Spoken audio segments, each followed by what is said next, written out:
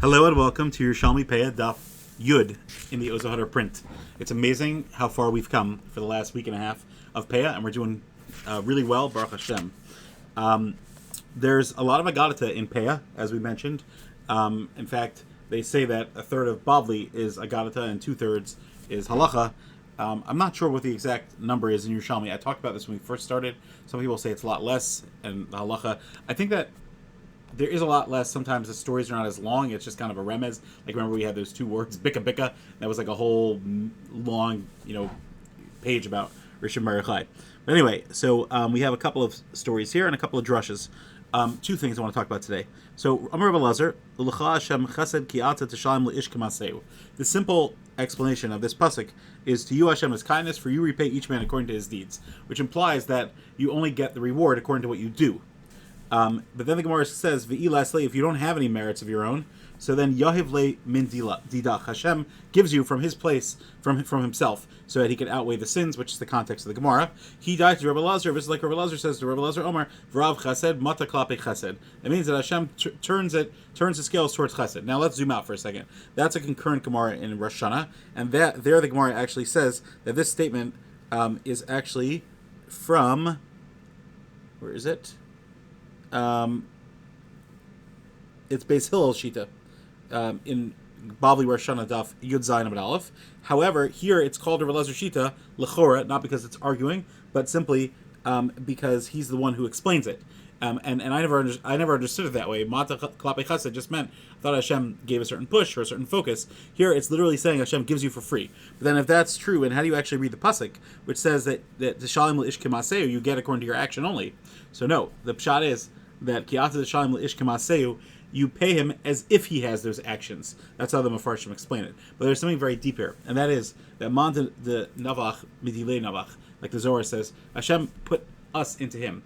Put him into us. He gave us a life. And so Hashem is actually, as our father, Kaviyachol, he is actually able to tap into his own kindness, so to speak, which Chazal describe as storehouses of kindness, and actually put a person back on his feet and make it that, no, this person is a Baal Chesed, and bring him to Olam Haba. Now, exactly how this works with Schar V'Onesh, and does this mean that a person could waste his life and not have to pay for it? Obviously, that's not what it's referring to. We're not encouraging dysfunction, but there's an element of Hashem's giving as if he himself earned it. Very, very interesting thing.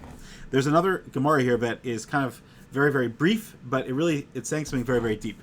Rav Yerushalmi says, and there's something very significant here, that if a person watches himself from an Avera 1, 2, and 3 times, so Mikan ve'elach HaKadosh Baruch Hu Mishamro, Hashem will actually safeguard him to make sure he doesn't actually stumble, which is amazing. Why? Because the pasuk says, Hein kol ela yifal kel pa'amayim shilosh im gavar, which means that he protects you. And Rav Zera says, as long as you don't regress, you can't just take advantage of that.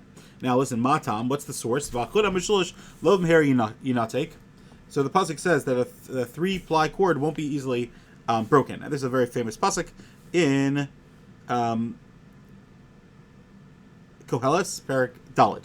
So the Gemara actually explains, no, it doesn't say Ink Sivkan Lo Olam Yinatek. It says Lo B'mheri Yinatek. It's not easily breakable. Let's zoom out.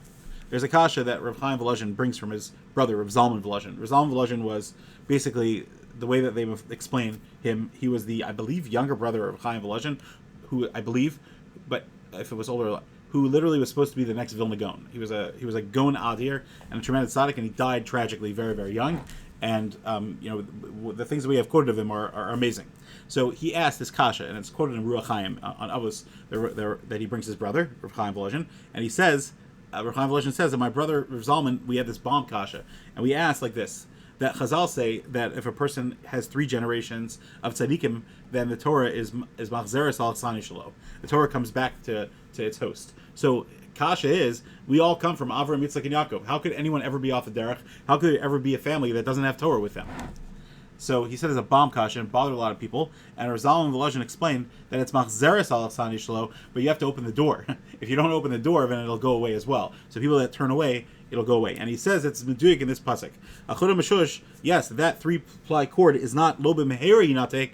It's not quickly broken, that's true, but it doesn't say lo olam yinatek, which is exactly what this Yerushalmi is saying. That it is breakable, Rahman al-Litzlan, but it just means that it will hold up at first. So it's an amazing thing, and we should all be zocha instill those 3 generations in our family so that we can have Lovim Her Yunatek and a focus on godless that spans the generations. Have a great day.